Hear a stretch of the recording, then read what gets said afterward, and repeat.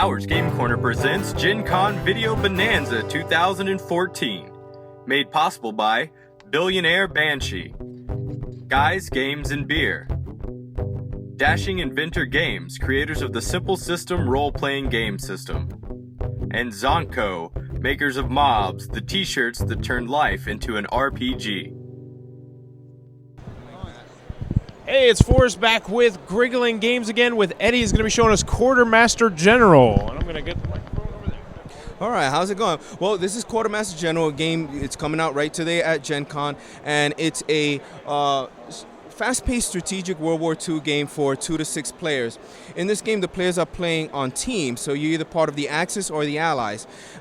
There's 6 countries in the game, and each country is represented by a different deck that plays very differently from the others. Now, all 6 countries always play in every deck, in every game, so if you have a 2-player game, then each player will run 3 countries. In a 6-player game, everybody would just have their own deck. Now, you're playing in teams, so what you're doing is you're going to have these markers that are going to track points for you. You score points in this game by capturing and holding these starred locations, which are supply locations. So there's combat in this game, but you're more focused on capturing and holding supply locations and your supply lines. So on your turn, if you have a piece on a starred space, you're going to score points to your team, which is tracked over here. And the game is going to go through 20 rounds. At the end of 20 rounds, the team with the most victory points wins. You're going to have a hand of cards which you play to do the different actions. So one of the more basic actions in the game is the Build Army card. Now, initially, you're going to start. This is sort of the setup of the game right here. It takes about a minute to set up. Everybody gets their decks, and you have you have an army piece in your starting location, and then you basically build out from there. Now, the pieces don't move around the board, so you don't have to worry about traveling from one place to the other. You just simply build outward from there. So if you play a Build Army card, it's very simple. There's not a lot of text to it. It just simply lets you put a army piece out on the board.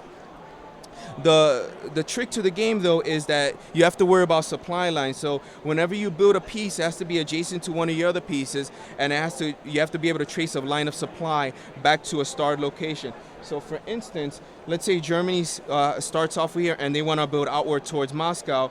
They can sort of build out a line like this because they can trace a line of supply back to a starred location. So they're in supply. However, let's say this guy gets taken out. Now these 2 pieces are out of supply because they don't have that line going there, and they're in danger. If the player playing Germany does not reestablish that, by the end of his turn, he will lose those guys. So you have to worry about those supply lines. And you're setting up these supply lines because you have to be adjacent to an opponent to be able to attack them. And combat in this game is very simple. Let's say Germany is next to that unit and he wants to attack. He simply needs to be adjacent, and he plays the land battle card. He plays that card, and you don't have to worry about figuring out who's more powerful or anything. You simply play the card, and you remove the opponent's piece. The thing is that you only get to play 1 card per turn. So that would have been Germany's play for the turn. Remove them. They can't just move in right away. So that player will get a chance to kind of rebuild in that location so they don't get taken out. Now, you can see that the game could easily fall into this: I attack your piece, and then you rebuild, and I attack and rebuild it. So part of the strategy of the game is breaking that dynamic. You want to be able to, there's cards in the game that will let you sort of do 2-for-1 actions. So for instance, Germany has a card, it's a status card that when you play it, it stays out in front of you for the rest of the game, and it's called Blitzkrieg. It says when you attack a land space, you can immediately build in that space. So it gives you sort of that 2-for-1 action. That's actually one of the more powerful cards in the game, and sort of lets you break that, I attack you and then you rebuild kind of thing. And so you're looking for little things like that. Different cards will combo with each other. So if you like games where you can kind of piece together little tricks with the cards, you can do that in here. Each deck, like I said, plays very differently because you have to play to the strengths of each country. So for instance, Germany has a lot of those status cards, I say, so you want to set up a bunch of status cards and kind of combo those together, whereas decks like the Soviet Union have a lot of Build Army cards, and they can be very aggressive, and they want to kind of establish their territory early and kind of push forward. But it's not about the fighting. You're never going to totally dominate your opponent. You got to really pay attention to the points that you're scoring.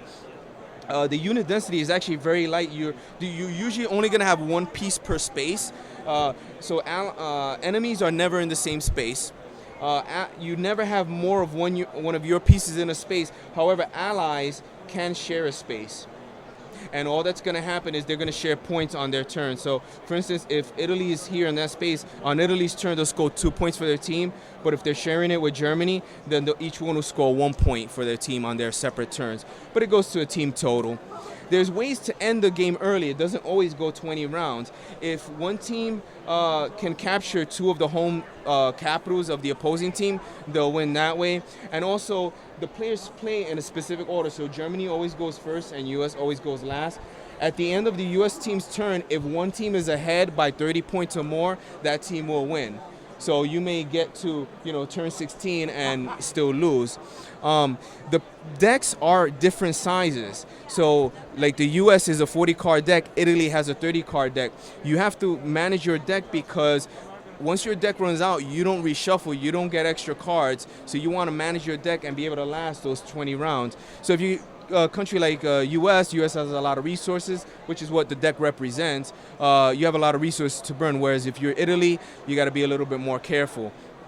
And a turn is really simple in this game. You're going to play a card from your hand. You only play 1 card. You resolve its action. You score points for your team. And then, and here's the strategy part of your hand management is that you can choose to discard as many cards as you want at the end of your turn, because after that, you get to draw up as many cards. So you may need a build army card right away, and you don't have it, so you may want to discard some cards to dig it up. However, you're discarding cards and you're burning through your deck, which you don't want to deck yourself. So there's a hand management, deck management, and and managing your supply lines on the location. But plays really fast. Once you get the artwork on the cards are very similar. So if you play one deck, you usually can play the other, but you have to kind of learn different strategies for each deck that you're playing. And that's basically Quartermaster General in a nutshell. There's a couple other strategic stuff that I didn't go over. Like there's straights that only you can only cross or build across if you control the location that controls it. So that's a port, and if you control that port, then you can kind of get through. Otherwise, you won't be able to go across it. So there's a little strategic stuff like that in the game. Well, thank you, Eddie. Thank you very much for the time. All right, that was Quartermaster General from Griggling Games. It is out right now if you want to check it out. And as always, I want to take this moment to thank our sponsor, Simple System from Dashing Inventor Games. Sorry about that. Let's just cut all that part out. Just cut that last part out.